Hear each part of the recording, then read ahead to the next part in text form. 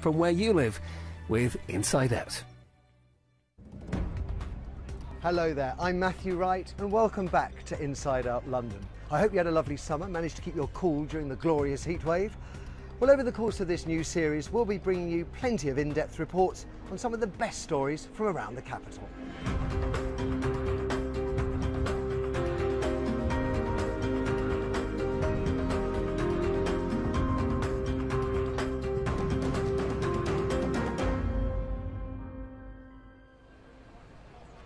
Over the summer, there have been yet more shocking headlines about gangs of men grooming young girls before subjecting them to horrific sexual abuse.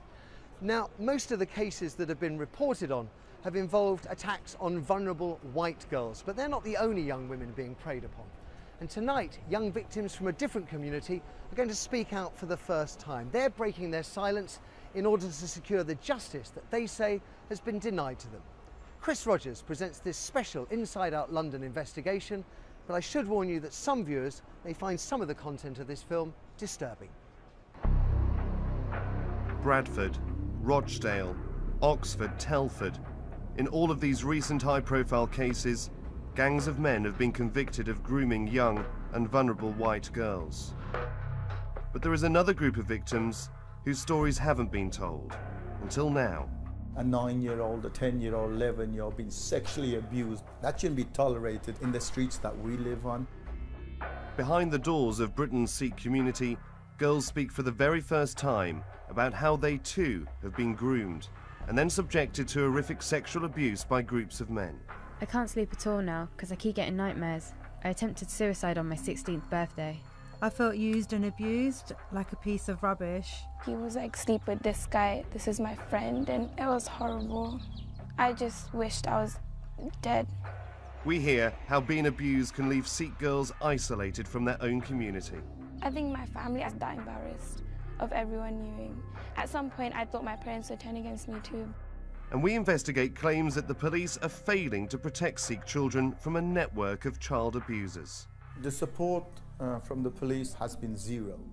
Why aren't we getting the same support as other communities are getting?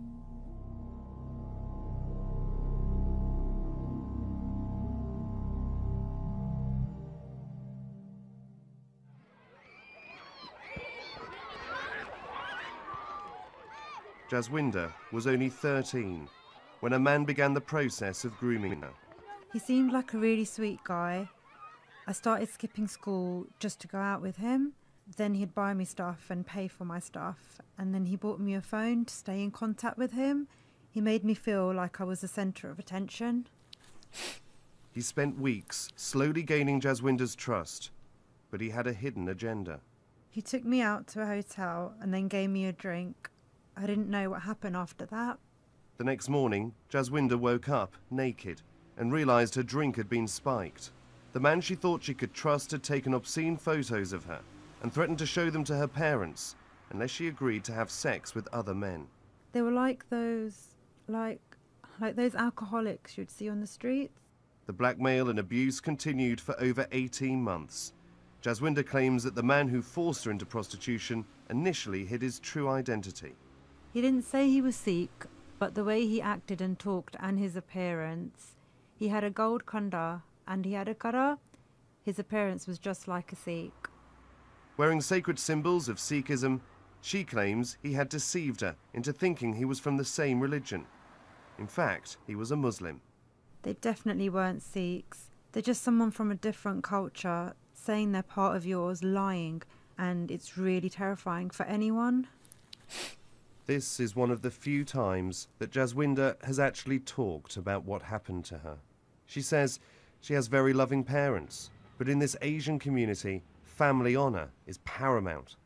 She's been warned by her mother against bringing the subject up at home and forbidden from telling her father the full details. Parents are the last ones to find out if anything goes wrong. I was scared to tell my dad. There's just some stuff you can't tell them. And I just tried to keep myself to myself and not talk to anyone about it. Inside Out has discovered that there are many other Sikh girls like Jaswinder, with no one to confide in. Kulwant is another teenager struggling with the terrible consequences of sexual exploitation. At the age of 16, she was being paid for sex by many older men. As a result, she self-harms. This is the first time I've actually had a look at your arms. Is it just the arms? My legs as well. And my stomach. These ones on my hands I did as I wasn't able to cope. This man is not a counsellor, a social worker, or a police officer, but he's been trying to help victims of grooming in his community for over a decade. We're from the Sikh Awareness Society, and our main mission really is to raise awareness on a terrible subject, sexual grooming. It is a very heartbreaking subject when you listen to some of the stuff that goes on the streets of Britain. Mohan Singh helped set up the Sikh Awareness Society back in the 90s, after growing concern within his community that young children were being sexually abused. Just how big a problem is the sexual grooming of girls within the Sikh community?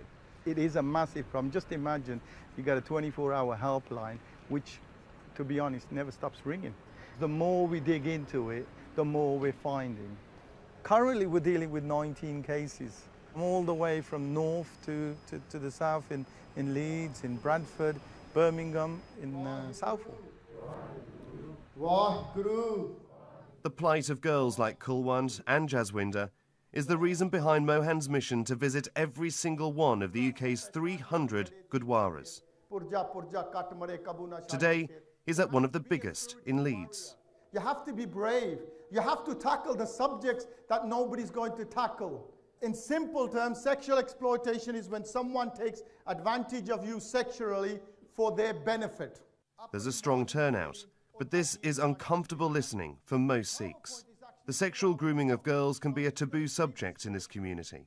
One of Mohan's biggest battles is persuading families to reach out for help. It's one of them really personal issues which most families just don't want to talk about at all. And we really need to be able to somehow be able to engage people. I think parents do need to be a bit more approachable.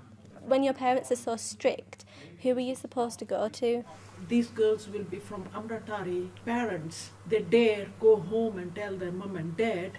Because it's such a taboo subject, we need to have an internal look, and whatever we find, we might not like the findings, but we can have a solution to them, and if we get the solution, we can save hundreds of girls. Sikh communities are very honour-based, with deeply held traditional religious views that go back for centuries. As part of the code of honour that Sikhs live by, virginity before marriage is held sacred. This can make life very difficult for groomed Sikh girls and their families. In order to ensure that they can get married and to maintain dignity in the community, many parents feel they have to live by a code of secrecy, never revealing the abuse of their children. In fact, the stigma around sexual abuse can be so detrimental to a Sikh girl's future that victims are often sent away from the family home, sometimes permanently.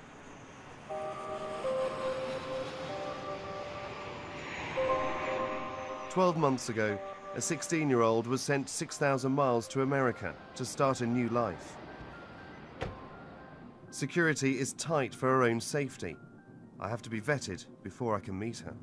So the only thing I know about the girl that I've come here to meet is that she's willing to talk to me. I don't know her name, I don't know her address. The instructions that I've been given are to drive to this remote town in California and wait for a call. Eventually, I get a call. Bobby, hi.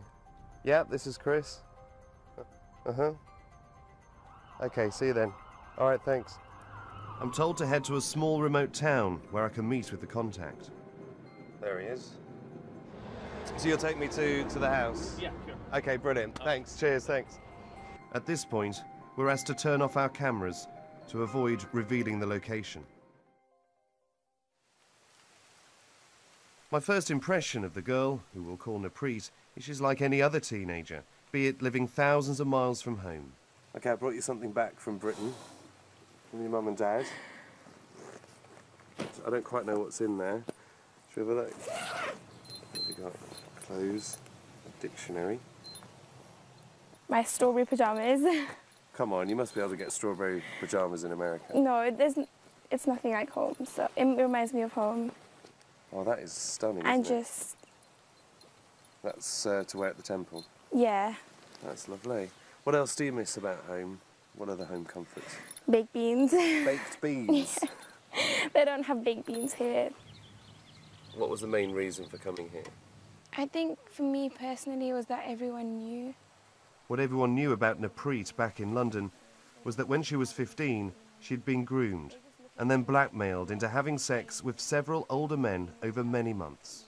It started at the Nagar Kirtan, which is like Vaisakhi Nagar Kirtan, and it's a festival where you all walk, and it's just to celebrate who we are as Sikhs. And this guy approached me and he asked me for my number, and he was around like 18, 19, and he was wearing a kara, a Sikh bracelet, which is our identity, and he was wearing a bandana, and he was like, oh, like, we should meet up. And I met up with him with like other friends. Over the next few weeks, he showered Napreet with lots of attention and gifts, while slowly ostracising her from her family and friends. All the classic hallmarks of grooming, but for a vulnerable teenage girl, it was love. He told me that I was special, and I was just so happy. Were you falling for him? I was. But then things changed. He would kiss me, and like he would touch me, and like we did have like sexual contact, and I felt so guilty, I felt so bad. And when he knew that I was backing off, he showed me pictures.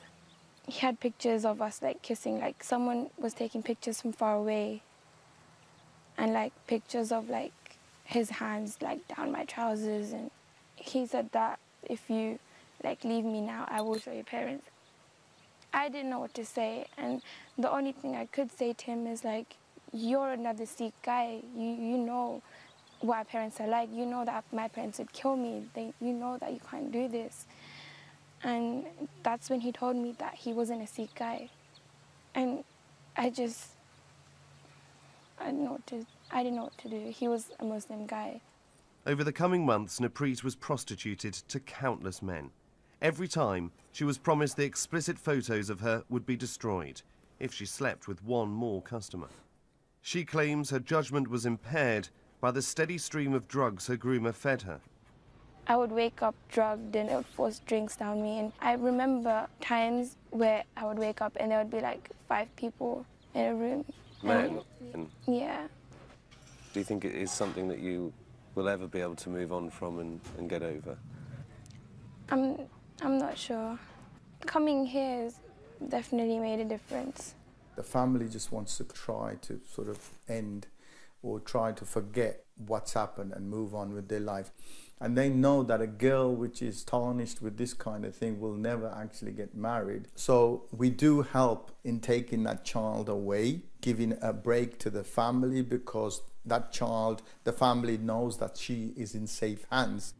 I feel safe here, knowing that I'm away from all the hurt and the horror, and I know that those people are so far away from me, and I know that they can't get hold of me. They don't know where I am. After almost a year, Napreet has settled into her new life, living with surrogate Sikh parents. She spends her time painting, studying, and teaching at the temple. She says coming here has been a fresh start. But a counsellor who has dealt with many victims of grooming in her clinic says Napreet's new life may be causing her more harm. We have cases where children have actually been removed from their home environment when they've talked about the fact they're being sexually exploited. Now the problem here is, number one, it's not the child's fault. Secondly, by removing them from the home, it gives a very strong message, which is you are the problem. And unless somebody is saying you are not responsible, you're totally innocent and you deserve all the care and love and support that you can possibly get, the long-standing issues will be enormous. My parents were angry with what happened to me, but they were accusing me, like, you couldn't stay away from it, you couldn't do anything, why were you doing this in the first place? I still believe that sometimes they blame me. Do you think you'll ever be able to go back to London? Depending on where life takes me, hopefully I will be able to go back. Like, coming here, it's almost like I've got a second chance to live my life again. Next, a dozen other British Sikh girls whose parents have sent them out of the country and out of harm's way. Sending your daughter abroad might seem extreme, but I've discovered that many Sikh parents believe their children are in danger here in the UK. They believe that their children are being targeted by gangs of Muslim groomers. It's an accusation that is deeply controversial. The two faith groups have a history of religious conflict. The Sikh community has been a target of child abusers since probably 1999. Over the last 5 years, it's become a growing problem. As much as people don't like it to be said, they are being targeted by Muslim youth. And some of the cases that we're coming across, young girls have been targeted in parks playing on swings. Who are grooming? You can read the names for yourselves. Same kind of people keep cropping up. Well, the majority of the time, I'm talking about 98% of the time, they are of Pakistani origin and they belong to the Islamic faith. When you're getting 5 or 6 calls a week from concerned parents, it just is a massive problem. Sheikh Ibrahim of the British Muslim Council believes there is little evidence to suggest organised gangs are specifically targeting Sikh girls. We have been in contact with some of the communities who have been affected by this, in particular our Sikh communities. I personally have had meetings and discussions with this. We have to base all these allegations on evidence. If it's just going to be allegations which cannot be substantiated, then there could be tension between our communities. Even though Muslim men have been convicted in recent cases, he believes that profiling groomers by their religion is a mistake. The Muslim Council of Britain's position is absolutely clear that child sexual exploitation and grooming is the most despicable, abhorrent crime, and it should be treated as a crime, plain and simple. We acknowledge that the recent cases that have come to light in our courts and the sentences that have been passed have involved a disproportionate and large number of men who belong to the faith of Islam. But it is very wrong for society to blame an entire community for the actions of a few. A report on child sexual exploitation by the Children's Commissioner for England revealed that those who commit the crime of grooming come from diverse backgrounds. A number of representatives from the Sikh community came to talk to me about their very real and serious concerns about some of their girls being targeted by Muslim men. Our evidence was very, very clear that this is not a crime committed by one ethnic group or one faith group against another. This crime is happening across all our communities, all our faith groups, and within every ethnic group. But what do the groomers themselves say? Do they specifically target Sikh girls? One man who claims he turned his back on a grooming gang and is in hiding agreed to talk. How rife is it? If you're in a car worth £5,000 upwards, you're pretty much guaranteed to get sex with an 11 to 16-year-old girl on an evening. Do people pretend to be Sikh? People pretend to be Sikh just to get laid, basically. Why Sikh girls? Why are they going for Sikh girls in particular? Why Sikh girls? Well, I don't think a Sikh girl would actually tell her parents, obviously, what she's up to, or that the parents would actually report it if they were to find out. With so many families too ashamed to report abuse, it seems a Sikh girl makes an easy victim for the groomers. The fact of the matter is, it doesn't matter whether you're from the Sikh community, from a Muslim-based faith community. If you're aware of child abuse and you're not reporting it to the authorities, then you're doing the wrong thing. You're allowing it to get worse. You're allowing it to fester. Majority of parents, all they want to do is shut up shop as if nothing has happened. But over the years now, slowly, people are coming forward. People are coming forward and talking.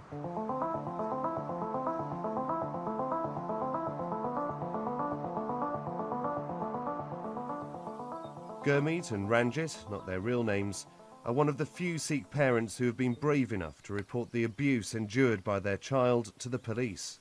They believe their daughter has been the target of a group of groomers for the past 6 years. We only were aware of things going wrong when something drastic would happen, like her 14th birthday. We bought her a mobile phone and she was then taking pictures, and these pictures were being sent out to third parties. Sexual pictures? Yeah. And when we started going through her phone and things like that, the numbers were on her phone. She had loads of numbers on her phone under female names. But when you dial the numbers, you can distinctively tell that they were older males. Some of the men they believe Javine was being groomed by were in their 40s and 50s. In desperation, Gurmeet sold their house and moved the family out of London.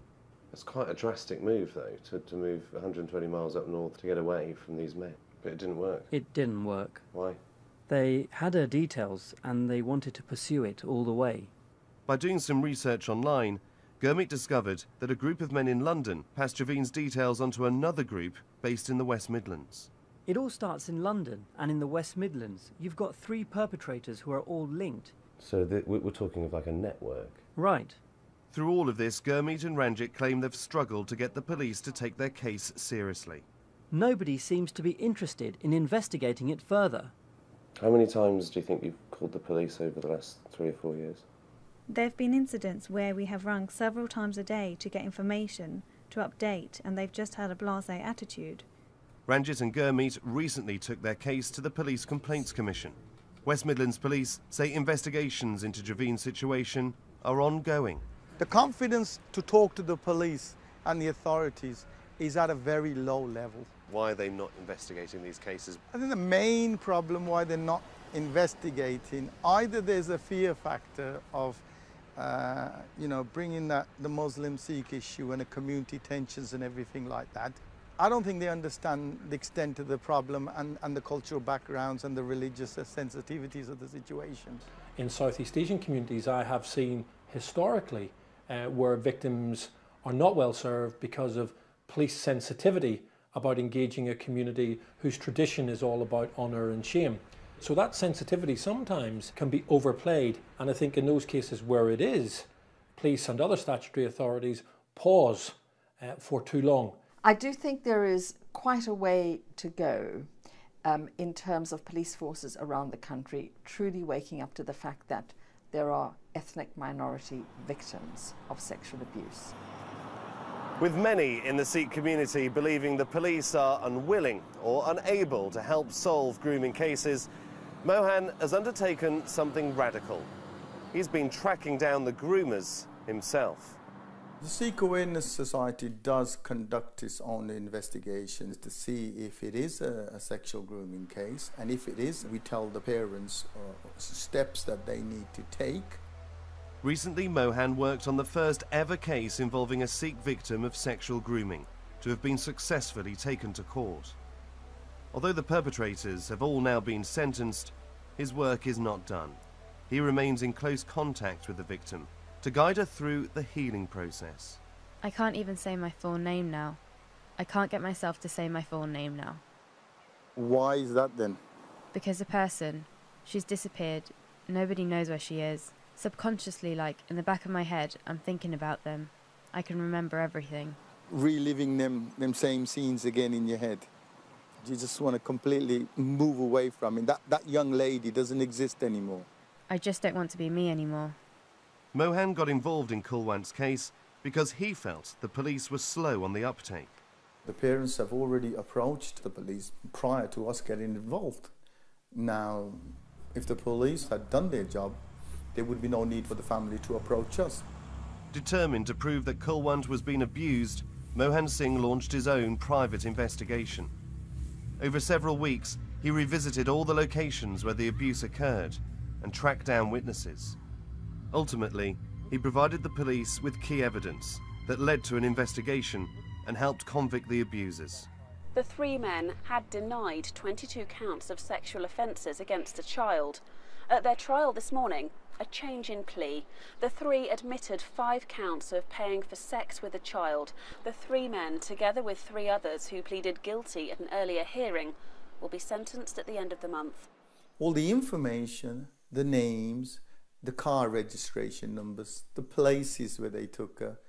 That was compiled into a couple of forms, and we had a meeting with a police and social services of Leicester, and we gave them that information, and that's when they started to investigate. Do you accept that it was the Sikh community, it was the Sikh Awareness Society that brought this case to you? Yes, they actually went to, Sikh Awareness Society went to the Leicestershire County Council Social Care Department, who then came to the police, and we were able to start an investigation the day they told us that around the concerns. There have been complaints from the Sikh community that there was a slow uptake in this investigation. Is that fair? I don't think it is fair. I think these investigations are challenging. So I want to reassure communities, we didn't just wait, we weren't slow on the uptake. Within 24 hours of being told about the potential concerns, we put our dedicated investigation team together and we tried to secure evidence straight away. The success of this case has raised hopes that other Sikh victims will come forward too. But for parents Ranjit and Gurmeet, their daughter is a long way from that. She is still under the control of her alleged groomers. Their pain has compelled them to try and save other children. They've opened up their home as a safe haven. The purpose of us providing a halfway house is to allow other families that are stuck in our situation somewhere for the children which is safe, because 9 out of 10 times the alternative is that the children go back to the perpetrators. It's rewarding in the sense that we're trying to do something positive. The girls with no one to confide in, the child living thousands of miles away from her family, the parents seeking their daughter. All of them have spoken in this film for one reason: to stop the abuse. I don't think they should be allowed to get away with it. I want it to stop. I want them to stop hurting children. For a list of organisations offering help and advice, please visit our website. That's bbc.co.uk/action line. Or you can call the BBC Action Line for recorded information. The number is 08000 566 424. Lines are open 24 hours. Calls from most landlines are free, but some networks and mobile operators will charge. Well, that's nearly all for this evening, but before we go, let's have a quick look at what's coming up on next week's show. How London's top plastic surgeons are rebuilding the faces of Vietnam's damaged children. You'll have heard of a hope, just that tiny flicker that maybe this was somebody that can help our child. It's heartbreaking, but also then the system kind of starts to work. The wealthy Londoners helping their poor neighbours fight off the loan sharks. It's the sort of knowledge that you're benefiting ordinary people rather than fat cat bankers. It's a really good idea to have a community bank. It's owned by its members. So, you know, I own a bit of a bank. And why we're still in love with the humble typewriter. They've only been used to these electronic devices where you just touch it and things happen.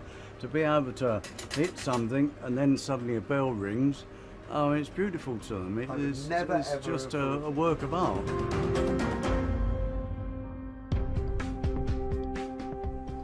And that's it from this week's Inside Out London. If you've missed any of tonight's show, catch up on the iPlayer. The address is bbc.co.uk/inside out and then click on London. Thanks very much for watching. I'll see you again next week.